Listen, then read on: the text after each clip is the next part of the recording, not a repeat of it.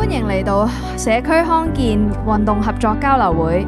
今日我哋聚埋一齊，圍繞住一個同每個人都切身相關嘅課題，點樣喺社區層面用科學同運動去守護大家嘅健康。今日我哋首先邀請總會會長黃平山醫生致謝致歡迎詞及揭開今日活動嘅序幕。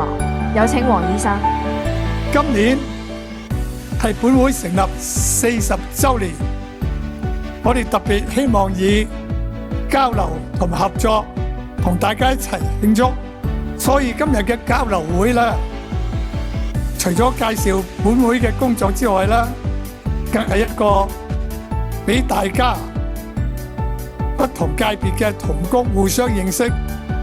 接下落嚟，有請香港特別行政區立法會議員功能界別嘅陳文儀女士為我哋致辭。有請陳女士。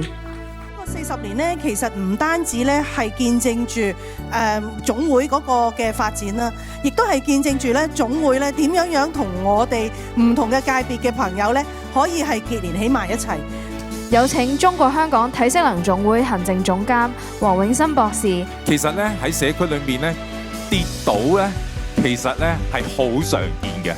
唔同嘅研究，唔同嘅大學一陣間阿梅博士可以咧去分享更多。但係最重要掌握，起碼咧5個有1個跌㗎啦。咁啊跌倒咧個後果係最可怕。香港中文大學醫學院賽馬會公共衛生及基層醫療學院講師梅偉豪博士為我哋講解平台嘅科學驗證。係啦，咁我哋發覺GOVA帶到俾我哋嘅咧，就係真係GOVA嗰個跌倒風險機率嗰個數據係高啲嘅話咧，同臨床嗰啲風險指數咧都有好大關係嘅。喺區裏邊咧可以做一啲好即係及時嘅評估啦，然後可以有跟進啦，之後會有一啲預防嘅介入。